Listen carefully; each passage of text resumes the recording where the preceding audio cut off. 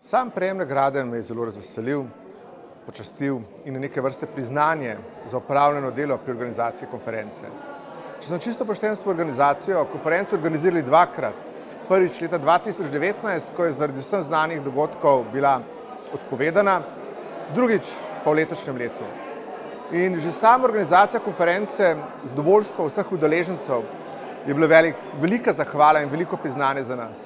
Ko so zadovoljni obrazi, spomini, pogovori, objave na socialnih omrežjih so pokazale, da je Slovenija odlična destinacija za organizacijo konferenc.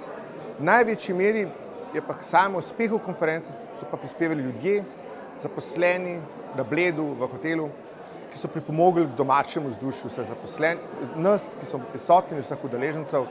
In vsi so si ohranili Slovenijo v dobrem spominu, nekateri so se vrnili potem tudi na dopust skozi poletni čas.